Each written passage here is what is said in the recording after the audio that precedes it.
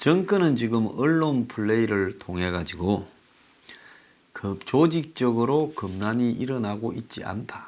윤석열이가 지 측근들만 이렇게 키워주고 이래 가지고 검사들 다수가 불만이 있다가 이번에 그럼 윤석열 라인을 정리를 하니까 검사들이 공감을 하고 있다. 이런 이야기를 퍼뜨리고 있습니다.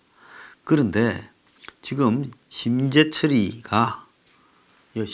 검사가 상가에서 맞지 않은 게 다행이다. 이렇게 지금 이야기가 나오고 있습니다. 황석조 연구관이 상간인 심재철을 향해 손가락질을 하며 항의를 했다는 거예요. 조국을 기소하지 말라 했죠. 조국 장관이 왜 무죄인지 말해보시오. 당신이 검사입니까? 조국 변호사입니까? 이렇게 했다는 겁니다.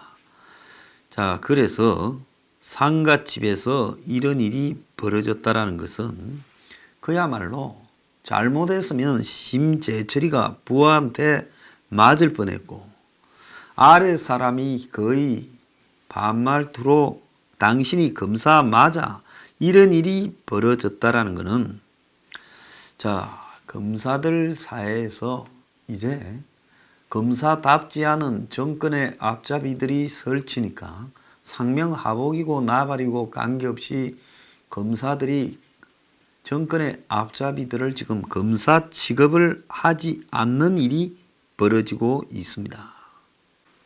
앞에 3부에서 말씀드리는데 정은호 네이처 리퍼블릭 관련 사건에서 최유정 변호사, 그 정은호와 특별한 관계고 수십억을 받았다라는 여자 검사 구속됐죠. 보석허가를 신청하면서 검찰 의견을 적게 됐는데 동기였던 심재철이한테 부탁했대요. 강력부장이니까 기소한 부서 부장인데 그래서 보통은 그 정도 사항이면 보석이 적절하지 않다 해야 될 건데 심재철이가 거기서 저기 처리 알아서 해라고 법원에 의견을 냈다는 겁니다. 그 일로 대검의 감찰까지 받았다는 거예요. 그래서 지방으로 자청까지 됐던 사람입니다. 그런데 이 사람이 문 정권 들어서 설치기 시작을 해서 윤중앙지검장 그리고 이 검찰국장이 된 조남관이 그리고 심재철이가 이 정권의 검찰 내 3인방 소리까지 듣고 있다는 겁니다. 검사들 내부에 이제 완전히 위계가 무너져 버렸는데요. 그런데 지금 지난 금요일 날 언론이 별로 보도하지도 않았어요. 조용히 지금 이재용 파기환송심 사건에서 이 법원이 삼성 바이오로직 사건 자료를 증거로 채택 안 한다라고 말을 했습니다. 특검이 이달 초에 증거로 신청을 했는 삼성 경영권 승계 자국과 관련된 의혹 관련 자료를 사법부가 받아들이지 않았다는 겁니다. 피고인이 유죄를 인정하고 다투고 있지 않기 때문에 이재용이 파기환송심은 개별 현안에 대한 재판이 아니다라며 특검 측에 삼바 관련 경영권 승계 작업 의혹 등을 이렇게 기각을 해버렸어요. 자, 그래서 이 부분과 관련해서 지금 많은 의혹이 나오고 있습니다. 자, 제가 이 정권이 이재용을 봐주려고 지금 하고 있다. 그런데 검찰은 그것과 관계없이 삼성의 지금 경영권 승계의 핵심인 삼성 바이오 관련 지금 수사를 진행시켜서 삼바의 분식 회계나 여러 가지 의혹들이 있었다. 이 부분을 지금 수사해서 지난 주말에도 지금 김신과 김종중이를 불렀고 또 이 장충기와 최지성이도 부른다고 지금 이야기가 나왔습니다. 자, 그러니까 이와 관련해서 지금 이 정권은 이 윤석열 검찰이 지금 자꾸 삼성에 대한 수사를 파고 들어가는 부분이 사실상으로 유재수나 조국이나 울산시장 선거보다도 더 불편한 거예요. 왜? 제가 개인적으로 바라볼 때는 이 정권이 삼성의 부분을 무마를 하려고 깊숙한 딜이 되지 않나, 저는 그렇게 생각을 합니다. 자, 재판부 행태를 한번 보십시오. 재판부도 역시 이 삼바와 관련된 증거를 다루지 않겠다고 했습니다. 자, 그럼 박이환송심 이재용 국정농단 사건이 대법원에 의해서 박이환송된 핵심이 뭔가 하면 이재용이가 승계를 하기 위해 정권의 도움을 받았다. 그게 박이환송심의 핵심적인 이유잖아요. 이걸 재판부가 박이환송심에서는 승계 작업의 일환으로 이루어지는 각각의 현황과 구체적인 대가관계를 특정할 필요가 없으므로 구체적인 입증을 위한 증거조사는 사실 인정이나 양형 모두에 필요치 않다고 검찰 측에 증거 신청을 기각했다는 거예요. 그러면 이재용의 지금 재판의 핵심이 승계를 하기 위해서 권력에다가 뭘 제공하고 그리고 승계에 도움을 받았던데, 그 승계를 하기 위해서 저질러진 구체적인 범죄 행위를 갖다가 증거로 보지 않는다고 하면 이게 어떻게 재판이 되겠냐. 그래서 특검은 충실한 양형 심리가 필요한 이번 재판에서 특검이 추가로 신청한 증거가 양형 사유에 해당되지 않는다라는 재판부 결정은 납득이 안 된다. 이 재판은 불공정하다. 이랬습니다. 자, 재판부는 특검의 이의 신청에 대해 서면으로 결정 여부를 고지하겠다라고 했습니다. 지금 이재용이가 삼성 내부에 준법감시위원회라는 것을 만들어서 운영을 하겠다 하니 이 재판부가 이 준법감시위원회가 엄격하게 적용되어서 잘 운영되고 있느냐를 이렇게 점검을 하고 이걸 양형에 반영하겠다 한 거죠. 자, 이 준법감시위원회라는 것은 삼성이 김지형 전 대법관과 또 문정권과 가까운 좌파들 몇 명을 넣어가지고 2월 달에 준법감시위원회를 출범시키겠다 이렇게 말을 했습니다. 자, 삼성의 준법감시위원회 설치는 직전 재판이 열렸던 지난해 12월 6일 재판부가 이재용이한테 앞으로 정치 권력자로부터 뇌물 요구를 받더라도 기업이 응하지 않으려면 어떻게 해야 되는지 다음 재판 기일까지 제시해달라. 이러니까 재판부는 이렇게 했습니다. 이러니까 이재용이가 준법감시위를 만들겠다고 해가지고 9일날 발표를 했습니다. 좀 웃기는 거 아니에요?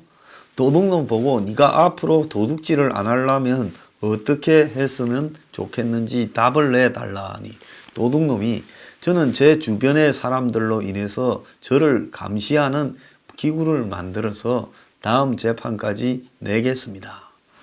이러니까 재판부가 17일 날 3명으로 구성된 그 도둑놈이 나를 감시하는 사람들로 구성된 감시위원회를 만들어내니 재판부가 그 감시위원회가 제대로 감시가 되겠는가 검사를 해보고 도둑을 좀 풀어줄 건지 상의하겠다.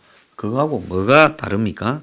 재판부는 17일 3명으로 구성된 전문심리위원단을 지정해 삼성그룹 내 준법감시위원회를 포함한 준법감시 제도가 실효적으로 시행되고 있는지 엄격하고 철저하게 점검하겠다라고 했습니다. 그러면서 전문심리위원 중에 한 명을 강일원 전 헌법재판관을 고려하고 있는데 이 사람은 박근혜 탄핵 심판 사건의 주심을 맡았다는 거예요. 정말 웃기고 있다고 보고 있습니다. 양형에 삼성의 준법감시위원회를 반영한다라는 재판부 방침이 나오자 노골적으로 지금 이 재판부가 이재용이를 봐주기를 하고 있다라는 비판이 지금 쏟아져 나오고 있어요.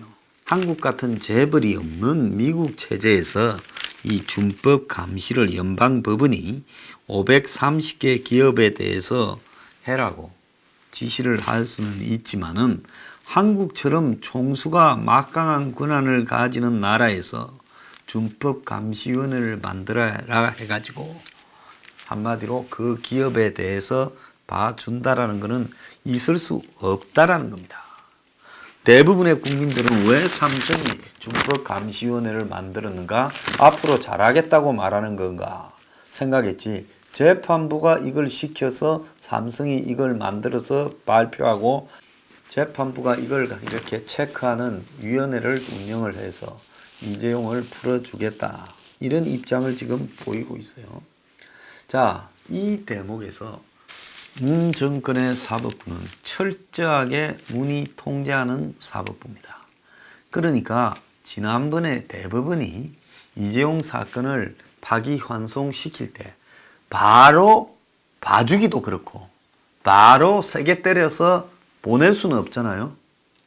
자, 봐주고 싶은데 바로 봐줘버리면 욕을 먹을 것 같으니까 대법원으로 하여금 파기환송을 시켜서 다시 2심으로 보내고 2심에서 준법감시위원회를 만들라고 하고 삼성이 그렇게 만드니까 이제 그걸 체크한 뒤에 맞으면 봐주겠다고. 이런 판사가요, 잘못했으면 잘못된 것만큼 때려야 되고 또 승계를 하기 위해서 저질른 핵심이 삼성바이오인데 그 삼성바이오 관련 부분이 지난 2016년에 국정농단 사건이 벌어졌을 때는 삼성바이오에 대한 구체적인 비리가 드러나지 않았고 삼성이 박 정권과 주고받은 이런 의혹들만 제기됐는데 이후에 검찰 수사로 이게 다 드러났는데 이거는 증거를 채택하지 않도록 하고 삼성을 봐주는 절차를 그대로 진행시키고 있다는 겁니다.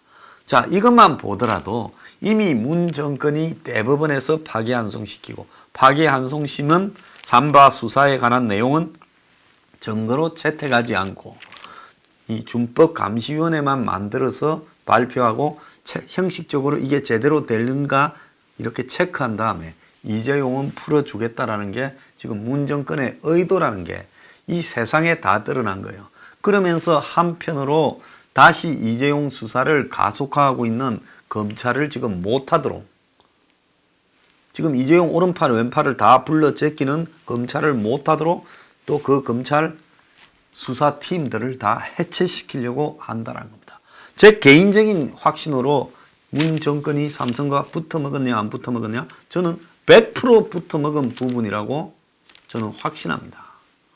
재판부에서도 봐주고 있고 검찰의 구체적인 수사 즉 이재용이 측근들을 동원해서 산발을 분식에게 했다라는 부분에 대한 결론을 지금 막으려고 압박을 하고 있다는 겁니다.